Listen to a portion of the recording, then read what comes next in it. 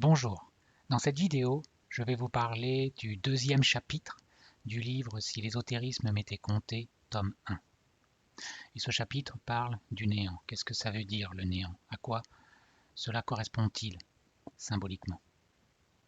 Une citation gravée sur le fronton de l'école philosophique de Crotone qui a été attribuée à Pythagore indique: Dieu a tiré la terre du néant comme il a tiré le 1 du 0 pour créer la multitude. Alors qu'est-ce que ça veut dire? Est-ce que ça veut dire que Pythagore pensait qu'à partir de rien, on pouvait créer quelque chose? Eh bien, absolument pas, car le néant n'a jamais été un rien, mais le néant, c'est un tout en potentialité. Pour Elena Blavatsky, le mot créer est souvent traduit par le mental ordinaire comme donnant l'idée de tirer quelque chose du néant. Ce n'est clairement pas le sens du mot. Avec rien, il ne peut rien produire. Du vide, la nature ne peut jaillir. Il y a au-delà, derrière ou dedans, les matériaux à l'aide desquels elle est formée par notre désir d'un univers. Donc même pour les traditions, le néant n'est pas un vide. Il ne peut pas y avoir une création à partir de rien, mais il y a toujours création à partir de matériaux préexistants, à partir d'un désir. Et là, revenons à la vidéo précédente, le chapitre 1 de ce même livre, dans lequel j'ai parlé de l'état en puissance et de l'état en acte. Donc j'avais dit, je ne vais pas le répéter entièrement, mais il y a un état en puissance qui est similaire à une pensée, qui est quelque chose d'intelligible, similaire également à un modèle, à un plan, qui est une potentialité. Et à partir du moment qui est quelque chose de pensé mais qui n'a pas encore été concrétisé en acte, c'est un peu comme si nous pensions à quelque chose mais que nous ne l'avons pas encore concrétisé, cette pensée, dans les actes. Et donc c'est ce qu'on appelle un état en puissance, mot qui a été défini par Aristote. À partir du moment où cet état en puissance va aller dans la matière, va se manifester, eh bien ça va devenir un état en acte. Et la pensée, eh bien, il va y avoir cette pensée qui va se générer, donc la meilleure copie possible qui va se générer. Et là, ça va être quelque chose qui va être sensible, donc accessible à nos sens. Et puis, s'il y a un modèle en état en acte, eh bien, il va y avoir une copie de ce modèle qui va être concrétisée. Donc le modèle, c'est l'idéal, et puis la copie du modèle, c'est la meilleure réalisation possible que nous allons pouvoir faire pour concrétiser cette idée.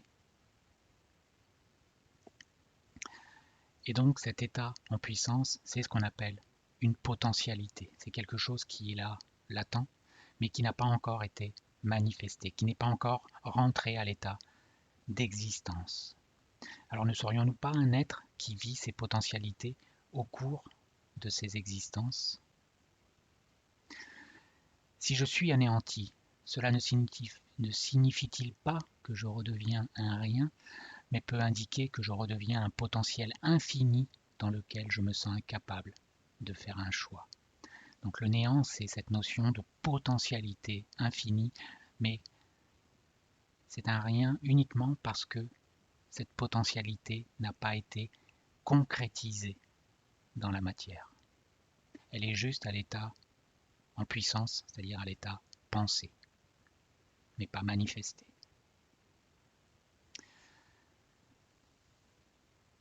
Prenons des particules d'énergie et combinons-les. Par exemple, des particules d'énergie 1 et moins 1, 2 et moins 2, 3 et moins 3. Bien, si on les combine, ça va faire 0. Donc on va avoir l'impression qu'il n'y a plus rien.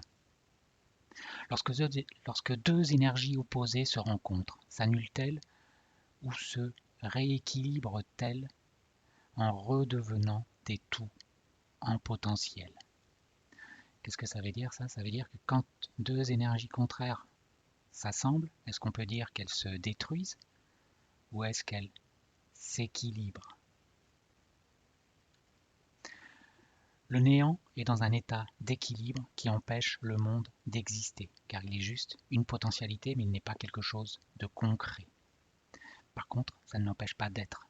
C'est pour ça que j'aime bien définir le mot être pour cet état en puissance et le mot existence uniquement quand cet état en puissance se transforme dans un état en acte.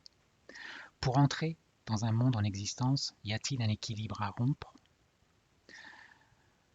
Quand on parle de spiritualité, on nous dit que nous devons retrouver un équilibre. Donc si nous désirons retourner vers cet état d'être, ne faudrait-il pas retrouver cet équilibre perdu? C'est-à-dire à partir du moment où nous nous manifestons, nous ne sommes plus dans un état d'équilibre. Car si nous sommes dans un état d'équilibre, nous ne pouvons pas nous manifester. Par contre, si nous voulons retrouver cet état d'équilibre originel, n'oublions pas que pour les traditions, cet état en puissance, c'est ce qui est la cause fondamentale de l'état en acte. Aucun état en acte n'est arrivé sans qu'il y ait eu un état en puissance qui l'a engendré.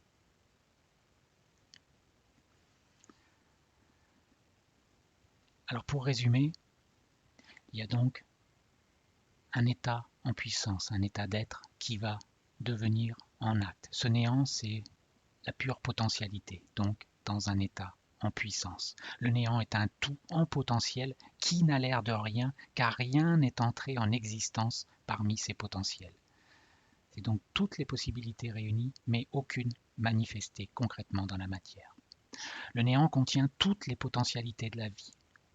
Si je ne suis anéanti, je redeviens un potentiel infini dans lequel je me sens incapable de faire un choix, car je redeviens un pur potentiel. Le néant est dans un état d'équilibre qui empêche le monde d'exister, c'est-à-dire être dans un état en acte, mais qui ne l'empêche pas d'être, être dans un état en puissance. Et donc ces matériaux par lesquels les traditions nous disent que le monde a été créé, ce n'est pas le rien, ce néant, mais c'est cet état de potentialité, cet état en puissance qui a fourni les matériaux pour être engendré dans la matière. Le néant est parfois appelé chaos car dans cet état, tous les potentiels cohabitent. Tout est donc possible et rien n'est déterminé. Merci de votre attention.